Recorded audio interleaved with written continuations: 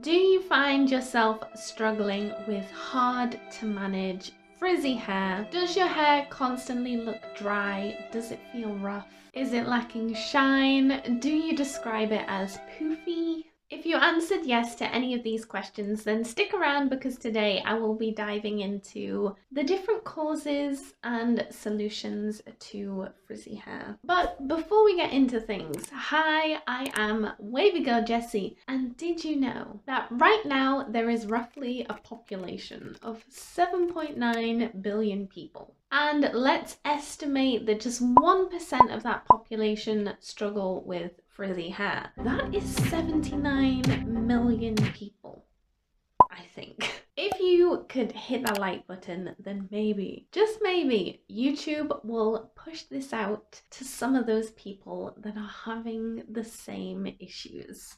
The other week, I asked all 1,666 of you what you struggled most with, and the top answers were frizz and definition lasting. Today, we are focusing on frizz, but most of these could also be causing your definition to drop. I want to start off by saying that frizz is completely normal, especially as you're nearing to your next wash day, but sometimes there is bad frizz, and it's our hair's way of telling us that there are some underlying issues that we can fix. Buildup. That could be one reason why you're struggling with frizzy hair. You can experience buildup from ingredients in your hair products, and yes, even if you are a strict curly girl follower, you can still get buildup. From environmental factors such as pollutants in the air and natural causes like sweat, sebum, and dead skin cells. How do we solve this? We clarify. You can use a clarifying shampoo that will either contain a sulfate or an olefin sulfonate or an apple cider vinegar rinse, but the last one is very mild, so you may not want to depend on that as your only method of clarifying your hair. While we're on the subject of buildup, you can also get buildup from hard water depending on where you live. You can do a quick Google search to find out what the water hardness is in your area. The solution to this is to use a clay or a chelating shampoo, and these will remove both regular and hard water buildup. And if you do live in an area with hard water, then you could also get a water filter or a water softener for your shower, which will reduce buildup, but it will not eradicate it. Clarifying and chelating can be very drying on the hair, which leads me to my next point, and that is to deep condition. Frizz is a curl that's waiting to happen. Frizz is a curl that lacks hydration. So it could just be that you've accidentally been neglecting your hair and you haven't deep conditioned for a while. You can do this before or after your shampoo, and you can leave it on for anywhere from a couple of minutes to about an hour, I'd say. Do not leave it on overnight.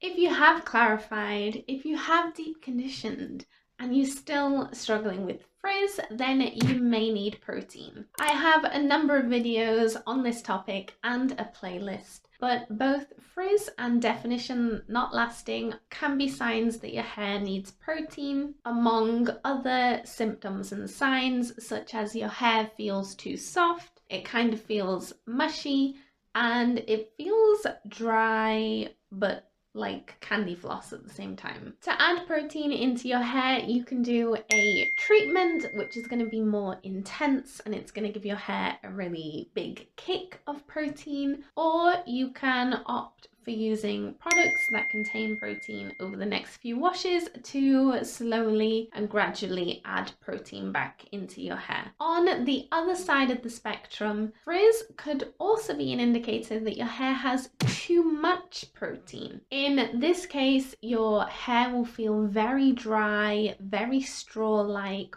brittle and strands will be snapping and they can snap really easily. To fix this, clarify to get rid of as much protein as possible on the hair, deep condition to add moisture back into your hair, and over the next few washes, make sure to use products that do not contain protein. You may be experiencing more frizz if your hair is due a trim. So make sure to look out for signs that your hair needs a trim, and your hair will tell you how long you can go between haircuts.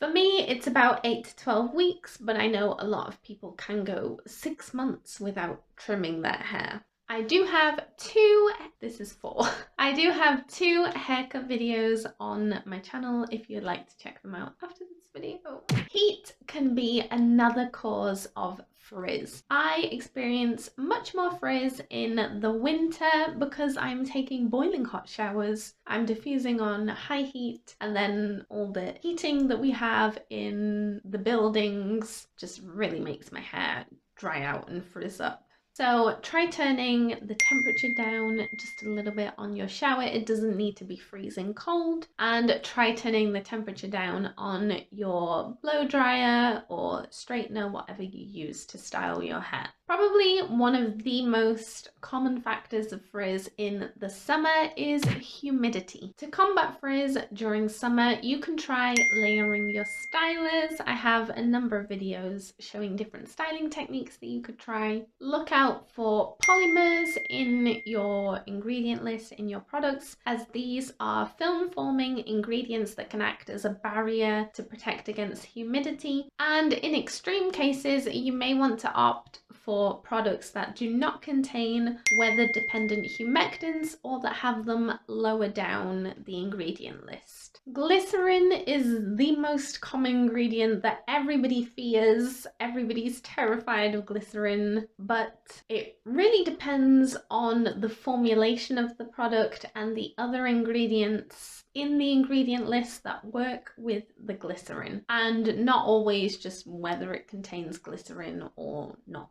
For example, I do not take any notice whether my products contain glycerin or not, and I have no issue with frizz. This is day 3 hair and we're looking fine. Not protecting your hair is another common cause of frizz. Switching to a microfiber towel or even just a t-shirt, a silk or satin pillowcase or bonnet will make the world of difference in how your hair holds up after wash day and will definitely help to reduce frizz. Sealing your hair with an oil or a serum on wash day is another really great way to lock in all that moisture in your hair and to prevent frizz over the next few days. And you can do this whether you wear your hair straight or curly. Stop touching your hair, and not just during the drying process but after wash day too. The more you touch it, the more frizz you're going to create, so refrain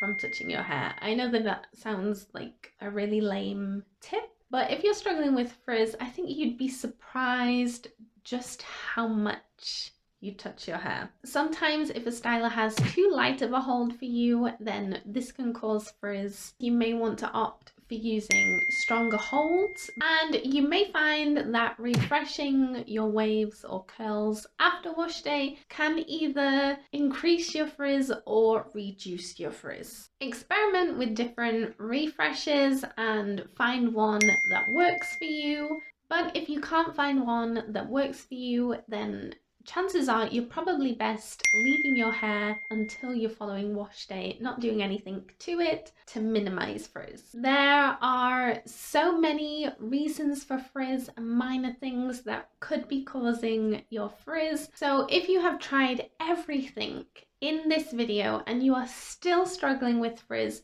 please don't hesitate to reach out to me on Instagram and I will make it my personal mission to help you, and we will get to the bottom of your frizz and hopefully fix it.